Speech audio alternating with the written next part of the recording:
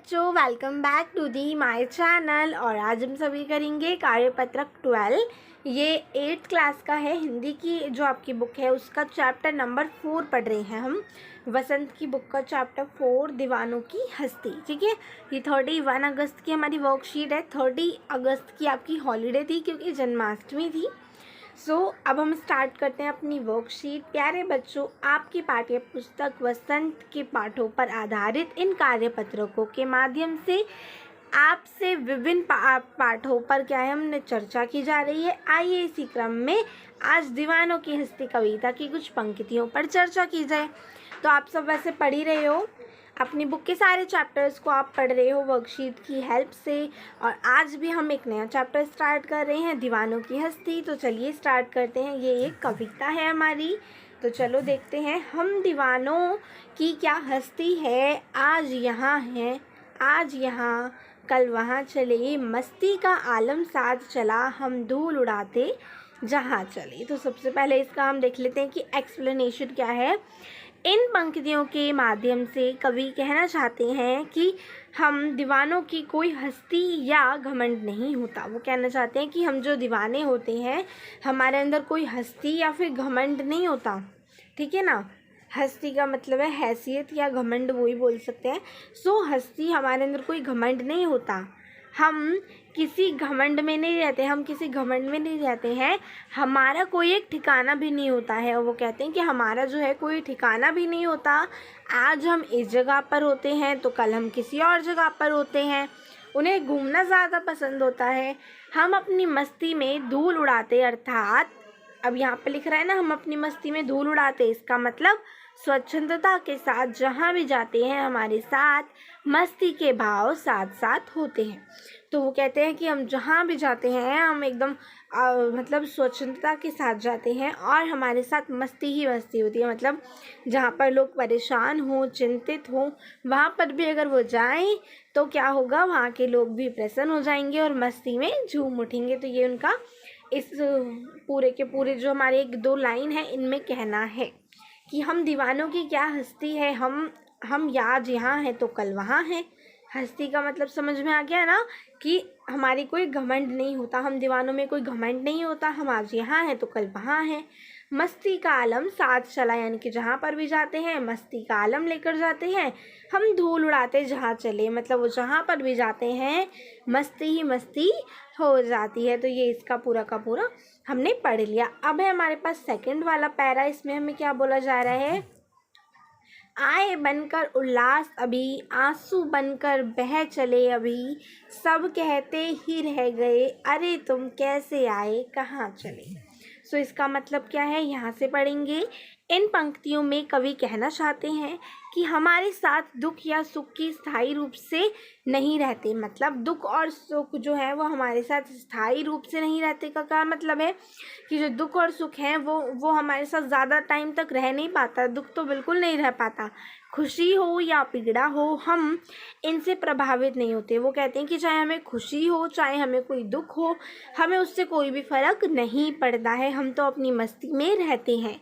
हम हमारी मस्ती के रूप में देखकर लोग हस्त प्रयस्त रह जाते हैं। हस्त प्रयस्त का मतलब हो गया आश्चर्यचकित, यानी कि एकदम हैरान रह जाते हैं कि हमें चाहे कितना भी दुख हो हम फिर भी अपनी मस्ती में चूर रहते हैं। तो ये सारे लोग देखकर क्या है, बहुत ज़्यादा हैरान रह जाते हैं। हमारा ठौर ठिकाने की अनिश्चितता से अभी आश्चर्यचकित रहते हैं। तो वो कहते हैं कि हमारा जो हंसने खेलने का जो हमारा तरीका है उससे भी लोग क्या आश्चर्यचकित रहते हैं। और वो जहाँ पर भी जाते हैं जहाँ पर जाते हैं लोगों को वो रोने नहीं देते हैं। मतलब अब देखो, अगर कोई हंसता आया जो हमें बहुत ज़्यादा अच्छा लगा इंसान, अगर वो चला जाता है तो हमें बहुत ज़्यादा दुख होता है। वो ऐसे जाते हैं कि किसी को पता भी नहीं चलती। आए बनकर उल्लास अभी, वो कहते हैं कि हम एकदम खुशी बनकर आते हैं और आंसू बनकर बह चले, यानी कि अब वो आए तो खुशी खुशी से और उन्होंने सबको खुश कर दिया। लेकिन जब जाने का टाइम आता है, क्योंकि उन्होंने कहा ना कि वो कभी एक जगह पर नहीं रहते, वो जगह जगह घूमते हैं। जब वो एक जगह पर नहीं रहते और जब वो जाते हैं, अब एकदम खुशी से आए थे लेकिन जब सबको छोड़कर जाते हैं तो सबको भी बहुत ज़्यादा दुख होता है और कवि को भी बहुत ज़्यादा दुख होता है। सब कहते ही रह गए, सब कहते रह गए, अरे तुम कैसे आए कहाँ चले। मतलब कवि इस तरीके से चले जाते हैं कि किसी को पता भी नहीं चलता और सब कहते रह जाते हैं तुम कैसे आए और कहाँ चले। ठीक है, सो ये थी हमारी पूरी एक्सप्लेनेशन इनकी। अब यहाँ पर हमें कुछ अपरिचित शब्द दे रखे हैं तो इनको एक बार हम देख लेते हैं। दीवानों, सुख दुख से अप्रभावित लोग, यानी कि जिनको कोई फर्क ही नहीं पड़ता सुख दुख से, वो होते हैं दीवाने। ठीक है, हस्ती, हस्ती यानी कि हैसियत या किसी चीज़ का हमें कोई घमंड ना हो तो वो होती है हस्ती। मस्ती, अपनी मौज में रहना, अपनी मौज में रहना ये हमारी मस्ती। आलम, माहौल या फिर वातावरण। उल्लास, खुशी होती है। ठीक है, सो अब देखो हमें कुछ क्वेश्चंस को दे रखा है, बहुत ज़्यादा इजी क्वेश्चंस हैं तो फटाफट से कर लेते हैं। पहला है हस्ती से क्या तात्पर्य है। तो हस्ती, हस्ती का मतलब अभी हमने क्या देखा ऊपर, हैसियत देखा। ठीक है, तो ये इसका आंसर हो जाएगा।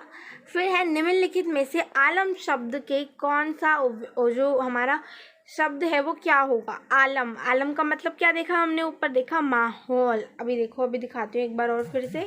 यहाँ देखो, आलम का मतलब हमने क्या देखा, माहौल और वातावरण। तो हमें ऑप्शन में माहौल दिया है तो हमने माहौल पे क्लिक कर दिया। ओके, अब है हमारे पास थर्ड, इसमें दे रखा है, इसमें उल्लास शब्द का समानार्थी शब्द कौन सा है। समानार्थी यानी कि पर्यायवाची, तो उल्लास का क्या होगा, उल्लास का होगा खुशी। समझ में आ गया। एक बार तीनों के आंसर देख लो। फर्स्ट का हैसियत, माहौल, सेकंड का और थर्ड का खुशी। ओके, अब क्वेश्चन 4 है, आंसू बनकर बह चले। अभी पंक्ति, कवि पंक्ति के माध्यम से क्या कहना चाहते हैं। आंसू बनकर बह चले, अभी का मतलब क्या था कि जब वो आते हैं और जाते हैं तो लोगों को बहुत ज़्यादा दुख होता है, इसलिए उनके जो आंसू हैं वो बह जाते हैं। तो इसका आंसर कर, तो ये आपका आंसर नंबर 4 हो जाएगा। कवि कहते हैं कि जब वे कहीं से जाते हैं, मतलब कहीं जाते हैं और फिर वहाँ से वापस आते हैं तो आंसू की तरह जाते हैं। पीछे तो लोग अफसोस करते रह जाते हैं उनके चले जाने का और वो खुशियाँ बांटते हुए चले जाते हैं। तो ये आपका आंसर हो जाएगा। ठीक है, अब देखो नेक्स्ट क्वेश्चन।